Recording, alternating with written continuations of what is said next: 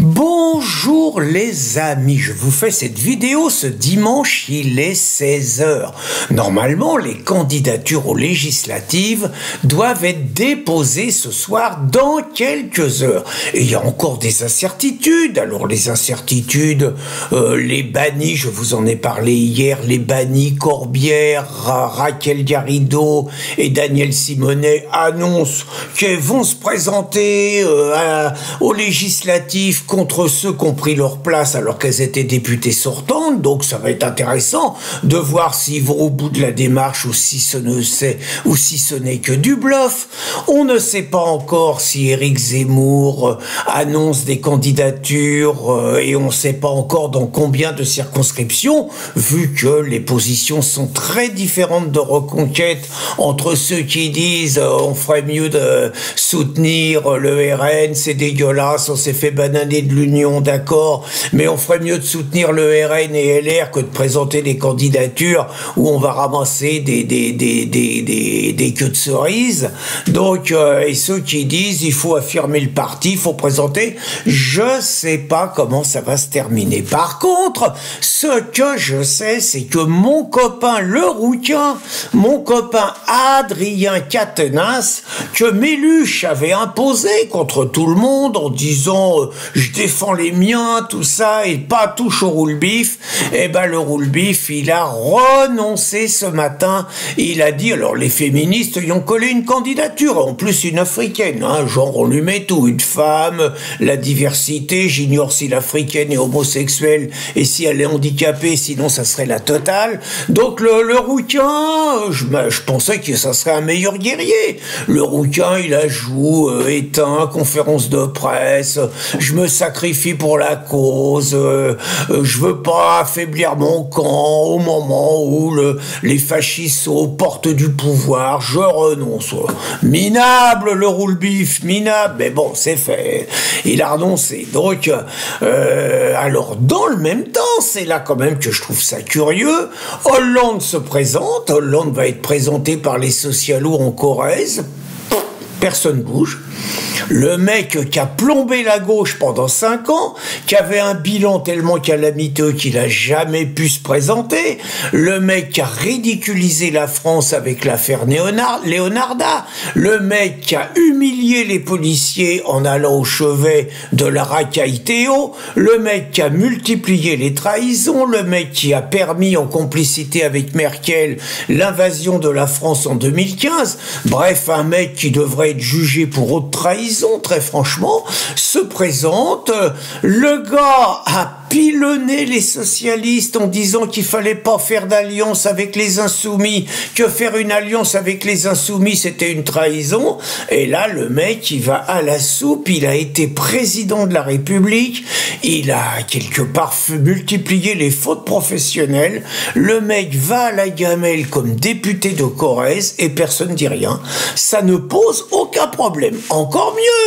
mieux, Jérôme Cahuzac, alors bon, vous vous rappelez tous de Jérôme Cahuzac, mec il est à peu près autour de Villeneuve-sur-Lot et Tours en Dordogne, et bon, le mec il était quand même juste ministre des Finances et il était chargé de lutter contre la fraude fiscale. Il se trouve que Mediapart, pour une fois que Plenel sert à quelque chose, avait balancé l'idée qu'il avait un compte à l'étranger, un compte qui échappe à la fiscalité, un compte en Suisse, un compte dans les offshore et tout. Et donc, le gars, c'est le plus grand scandale du mandat d'Hollande, quoi. Le mec, il est ministre des Finances, il a la confiance des socialistes, c'est un proche d'Hollande.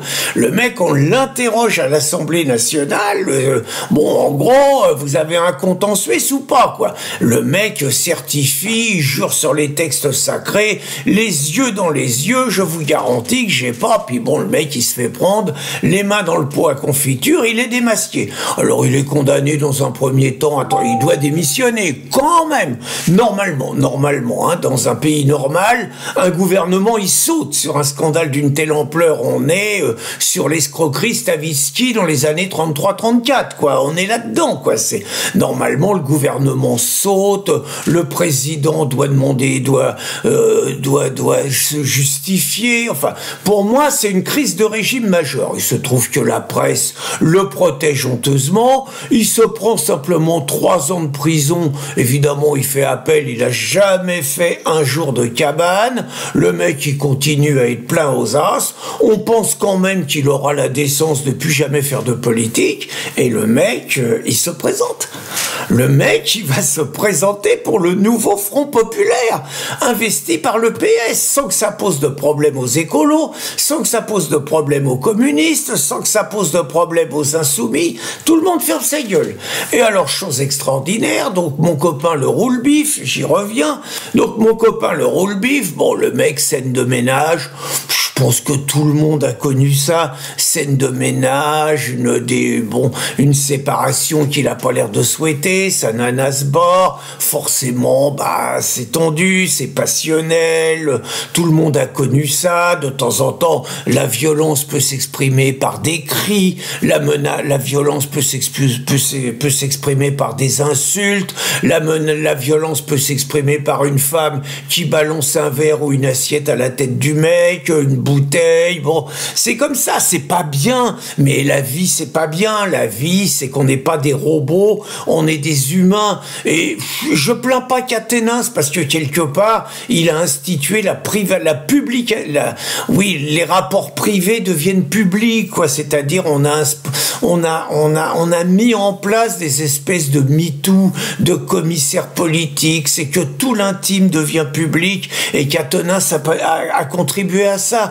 Mais enfin, Quatennens, c'est pas un cogneur compulsif, enfin, c'est pas un mec qui colle une claque dans la gueule à sa femme tous les jours, c'est pas un mec potentiellement violent, faut pas exagérer, même si je pleure pas pour lui, mais enfin, pour moi, entre un mec qui, dans une scène de ménage, met une gifle à sa femme, encore une fois, c'est pas bien, hein. Je veux pas me prendre un procès par les féministes à l'amour moelleux, là, mais bon, c'est pas bien, mais entre ça et un gars qui est ministre des Finances, qui est socialiste, qui est censé lutter contre les injustices fiscales, qui est censé lutter pour la redistribution, et que le mec, il se fout de la gueule du monde, et qui fait tout le contraire, et qui s'en met, alors on sait pas si c'est pour le PS, si c'est pour les francs-max, si c'est que pour lui, mais enfin le mec c'est un escroc, c'est un voleur, il vole la collectivité, il trahit les idéaux du socialisme, il trahit les idéaux de la gauche,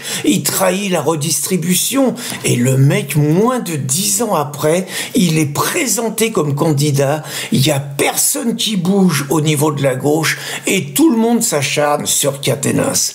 J'ai envie de vous dire une preuve supplémentaire, vraiment une preuve supplémentaire, que cette gauche est totalement pourri. Dernière chose, moi je suis un homme qui sait trouver des solutions, et encore une fois je vais trouver une solution pour mes copains les insoumis. Voilà, bon, le roule-bif il a jeté l'éponge, tant pis, vous avez Corbière et Rachel sur les endos, et ben vous mettez vous mettez Rachel Garrido, vous la collez députée, et vous collez Alexis suppléant, ou vous mettez Alexis titulaire et Raquel suppléante, et l'affaire est réglée, et ça reste en famille. Conseil gratuit, les amis. En attendant, quelle bande de pourris, cette gauche prétendument morale. Bonne journée, les amis.